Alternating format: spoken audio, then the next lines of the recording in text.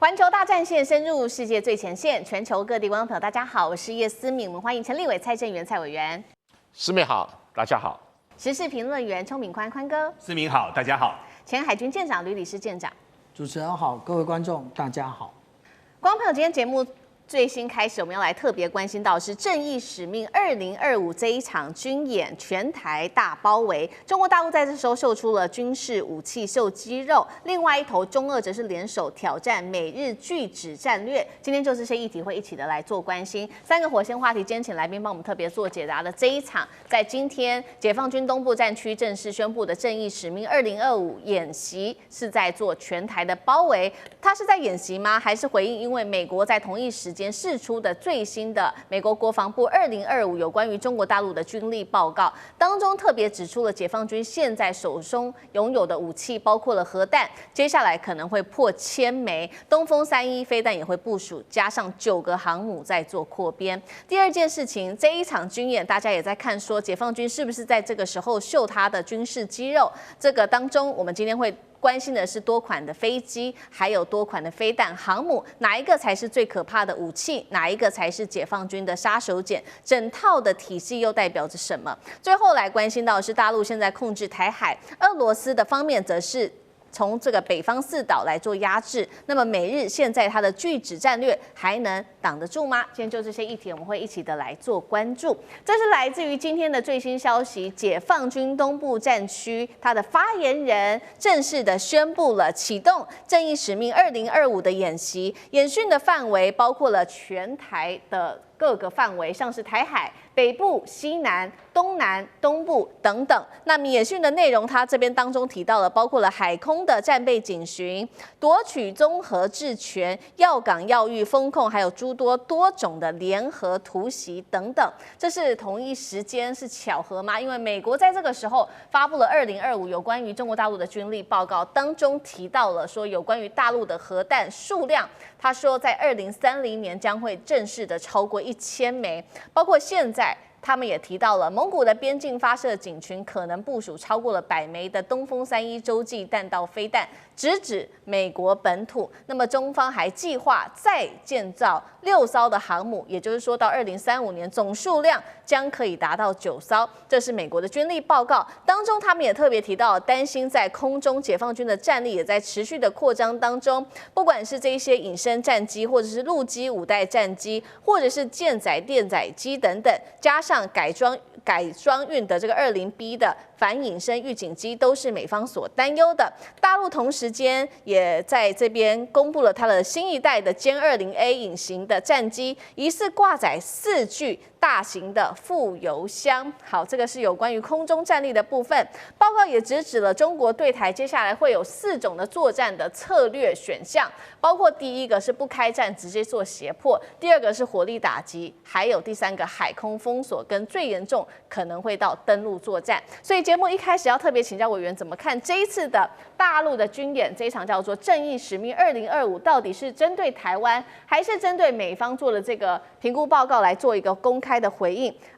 解放军跟习近平要传达什么样的讯号？刚刚提到的多种武器，不管是歼20航母、1000颗核弹、东风系列飞弹，哪一个才是中国大陆未来真正的杀手锏？委员怎么看？我们看这个问题，我来做个比喻哈，就像鸡蛋，台湾就是蛋黄区，日本、美国是蛋白区，这个就是解放军在演练的一个基本的概念。为什么台湾是蛋黄区呢？因为所有问题因为台湾而引起的，不管是台湾自己要引起，或者是外界环境所造成要引起的，台湾都是蛋黄。蛋白呢，就是日本以及会来跟日本协同作战的美军，或者是日军跟美军协同作战。不管如何，大概就是美军跟日军大概只能到蛋白区，蛋白区范围很广，一直到关岛都有可能。那我们就问了个问题：为什么这个时候要演习？这个演习当然比上一次利剑演习强度稍微高了一点，但是这个演习呢，也是直奔这个裴洛西。那我们要观察一件事情，有没有飞弹飞越台湾，像上一次一样，会不会有更密切的火力，那么经过台湾，还是只是在外围24海里外有所动作？这一点啊，明天就知道。那我们就问一个问题：解放军这个时候此时此刻做什么？因为他刚好就在台北跟上海的双城论坛昨天结束，所以他今天早上7点半宣布演习，把演习的规划海空域要怎么管控，做了一个对外的宣布，所以飞机以及船舰不可以进入这相当的一个区域，有一个区域可能要做火力演习，所以统统要避开。那我们问的问题，他在表达什么讯息？第一个，我个人判断他应该在表达美国特朗普政府对台湾有史以来最大的单笔军售111亿美元在表达抗议，在表达不满。那第二个呢，应该是在对于这个高市早苗以台湾为有事的理由，要准备出兵来介入台海战争，所以他特别在台湾北部进行这个武力的演训，这一点就是在隔离开宫古群岛以及台湾岛本身未来日军想介入的一个空间，所以很明确的要传达这样的讯息，给日本知道说你要介入就要面对什么样的问题。但是尽管解放军有这些动作，那真正的杀手锏是在于说，北京是不是有拿定了政治的决心，要用武力处理台湾问题？如果没有的话，那解放军就是一个很单纯的演训，演训完毕就回家吃晚饭。好。这个是我们看到解放军这一次的军演，包括针对了美国、针对了日本、针对了台湾做了一个警告，包括多个有关于军售上面的一个警告。那同样的问题也请教小舰长怎么看？刚刚也提到了特别多款的武器，不管歼20航母、千颗核弹、东风系列，哪一个是接下来需要做担心的部分？每一个都是，而且当他们形成了体系化的时候，这个才是最难防御的部分。我们从印巴战争我们就可以看得到，其实只要形成体系化，那可以长短互相弥补的话，那其实不用最先进的装备也可以达到最好的效果。那如果我们看到今天早上东部战区所公布的这些讯息的话，其实这是今天早上7点半他最早公布的，是相关的一个作战区域。8点钟他公布了说，他要进行这个快速机动立体布式以及体系风控。我刚刚一开始点出来的就是体系风控的部分。然后他在11点20的时候，他又再做一次新的，也就是检验了一体协同、夺取治权能力。那这一个为什么？我们来看对比上一次它其实也就是我们看到这一个海峡雷霆的部分的时候，它只发一次。为什么这一次2次发的这么琐碎？其实我个人的研判，这个就是人启动，也就是临时中央军委一下命令，他就必须做到，所以他只能够依据现有的状况来进行发布那到底人启动的部分呢？我们以前也就多次提到，其实它也就是类似像第2次世界大战的闪击战的概念，也就是我们常常讲到说会有集结，会有征后，那其实这一次几乎看不到征后的部分。那如果讲到体系化的部分，是不是真的出动体系化？如果我们看今天早上相关的Flight Radar 24的话，我们就可以看到，实际上来讲已经出现了2架无人机在台湾的西南防空识别区的这个位置。那另外还出现了运8反潜机，也是在这个高屏峡谷这个位置。这个高屏峡谷指的不是陆地上的，是海面下的。这个部分其实如果再向西延伸的话，就是我们海军的反潜第6区。那为什么他们立刻就位呢？主要的目的也就是他们在演练，如果台湾的潜舰如果出动的话，他们是不是能够立刻的封控？那我们现在大家讲到的都是这些歼20东风31或者是无人机的部分，我们不要忘记了，美国总统他每一次在做海外的一个兵力展示的时候，他一定想到的是航空母舰。所以我们现在同样的来看看解放军的航空母舰在哪里。我们如果看到16号的时候，我们看到这一艘黄色的就是辽宁舰的部分，然后12月21号我们已经看到2艘，这个是青岛的海军基地啊。那我们看到白色的这一艘，其实也就是后来从三亚北上的这一个福建舰，可是现在只剩福建舰了，辽宁舰去哪了？辽宁舰已经出发了，那它去的位置其实我们还不能确定啊。那如果说按照刚刚郑源老师的说法的话，其实这一次应该会有实弹射击。为什么会有实弹射击呢？因为只有在2022年那一次环岛军演的时候，他将所有的这一个区域都提供了经纬度。那其实这一次也是如此，他也提供了经纬度。但是我们看之前的联合利剑，那个对我们来看它的公开资料的话，其实都没有经纬度的。那这一次有给真正的目的是什么？其实它真正的目的可能有很多想法是说可能会打导弹啊。可是如果我们仔细想一想的话，从2019年到今年的93阅兵，解放军在做的是什么？解放军其实主要的就是拉出它的PCH-191的这个远程箱式火箭弹。那这个火箭弹我们来看，这个前一次的这一个中国军力报告，它里面就特别的提到说，2022年8月的那一次，其实远香火就有进行试射，而且远香火正好它的范围最远可以达到480公里，可以打到石垣岛的这个位置。这一份报告是出自于美国海军战争学院的报告，不是一般坊间大家的捕风捉影。那如果说现在在东南有这么样一个区域的话，是不是可以直接飞越？那可能对于台湾人心造成的震慑，是会更大的哦。另外，我们看到刚刚我们讲到的是 PCH-191那个远香火的部分，但是我们不要忘了，解放军还有 PHL-03这一颗飞弹，其实可以对应台湾的西岸，因为它的最远的距离可以到达150公里哦。那但是它不会攻击陆地，它最主要的也就是攻击海上的目标哦，那个就是超远区的部分了。